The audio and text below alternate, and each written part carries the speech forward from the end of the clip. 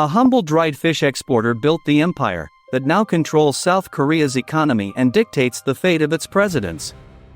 His legacy is synonymous with absolute power. March 1, 1938. A wooden warehouse in the dusty city of Daegu. With just a few dollars, a 28-year-old named Lee Byung-chul opened his business doors. No technology, no microchips, no skyscrapers. Lee sold dried fish, local vegetables, and handmade noodles for export to Manchuria. Welcome to Plexo. That modest shop, named Samsung Sangho, was the seat of Asia's most powerful conglomerate. Korea was under Japanese colonial rule, and economic survival was a daily battle. Yet Lee Byung-chul understood that basic trade was just the first step. When the Korean War ravaged the peninsula in the early 1950s, leaving mountains of smoking rubble and twisted beams in the streets, the businessman didn't give up. He moved his operations, adapted his strategy, and began investing in sugar and textile factories. The devastation was total, but it was a blank canvas for those with capital. Lee reinvested every coin from the fish business into new sectors, buying banks, insurers, and fertilizer companies. His philosophy was clear: dominate any industry he touched. But this exponential growth didn't happen in a vacuum. To transform a noodle business into a corporate titan, Samsung would need a powerful ally. What came next wasn't an opportunity, it was an ultimatum backed by tanks.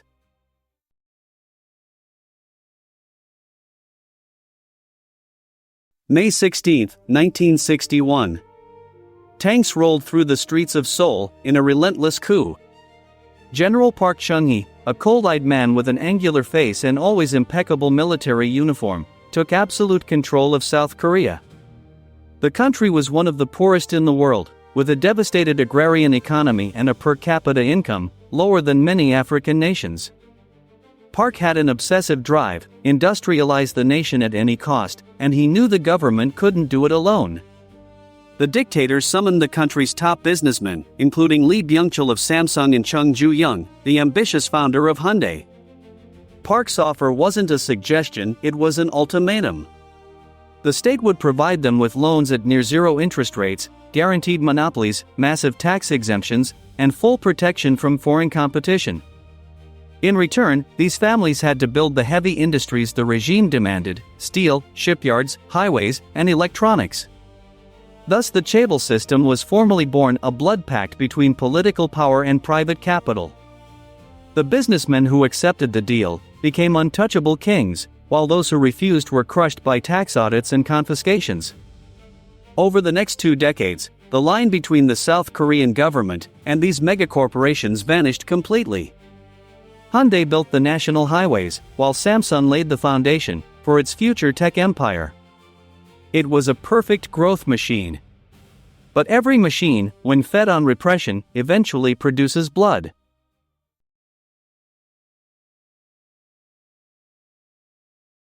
The so-called miracle on the Han River stunned the world. In record time, South Korea went from an agricultural country to a formidable industrial power. But this dazzling success was built on the backs of a workforce pushed to the absolute limit of human endurance. The image was brutal: thousands of South Korean workers sleeping under noisy textile machines in unventilated factories, working 16-hour shifts to meet government-imposed quotas. The chaebols operated like military fiefdoms. At Hyundai's massive shipyards in Ulsan, workers assembled giant oil tankers by hand, enduring snowstorms and extreme conditions under martial discipline. Any attempt to form a union was crushed by state police, who acted as private security for the corporations. Park Chung-hee's government guaranteed labor peace through brute force, ensuring factories never stopped. Thanks to this systematic repression and unlimited subsidies, the conglomerates amassed enormous capital. In the 1980s, Samsung took its riskiest bet, investing billions in semiconductor manufacturing, a sector then dominated by the United States and Japan. It was a kamikaze gamble that required massive debt. But the chaebols knew they couldn't lose. They had become so huge, so vital to the national economy, that the state would never let them fail. They were, in essence, untouchable.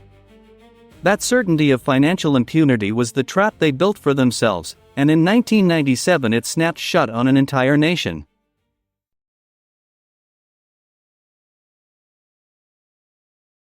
The collapse came in 1997.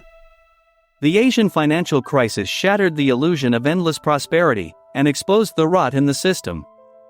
The Chaebols had built their global empires on a mountain of toxic debt, taking out massive loans with no oversight. When foreign investors panicked and pulled their capital, the South Korean one collapsed. The entire country teetered on the brink of bankruptcy, forced to accept a humiliating $57 billion bailout from the International Monetary Fund. While corporate executives tried to save their personal fortunes, the South Korean people paid the price for corporate greed. In January 1998, the government launched a national gold collection campaign to cover foreign debt. The scene was heartbreaking and monumental: long lines of housewives handing over their wedding rings at bank branches, athletes donating medals, and elderly people parting with family heirlooms. Over 3 million citizens sacrificed 227 metric tons of gold out of pure patriotism. The citizen sacrifice saved the nation, but the outcome was deeply unfair. Although weak conglomerates like Daewoo were dismantled, giants like Samsung and Hyundai used the panic to devour their fallen competitors. Far from weakening, they emerged from the crisis with even greater market power. The state had socialized massive losses, forcing citizens to bail out the same billionaires who had caused the collapse. The irony is perfect: the system that destroyed Korea was the same one that rebuilt it, and it emerged more powerful than ever.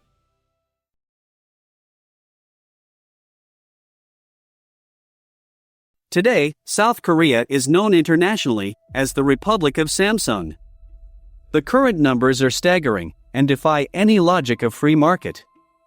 Just the Samsung Group accounts for about 13% of the country's GDP, while the top 5 chaebols control nearly 40% of the national economy. They make the phones citizens use, build the apartments where they sleep, run the hospitals where they're born, and manage the insurance policies that pay out when they die. This extreme concentration of wealth has created a modern oligarchy that operates above the law. When Lee Jae-yong, the heir to the Samsung empire, was sentenced to prison for bribing the country's president in a massive corruption scandal, the judicial system eventually caved. The South Korean government granted him a presidential pardon, arguing that the nation needed his leadership to overcome a global economic crisis. The image was unmistakable: a man walking free out of prison, proving that certain corporations are literally bigger than the state itself. The pact forged in 1961 remains intact. The country has achieved a level of technological development envied by the entire planet, but at the cost of suffocating small businesses and creating brutal inequality among its youth. Samsung didn't build a company, it sculpted an entire nation in its image, and in that mold it privatized growth and socialized the risk of falling forever.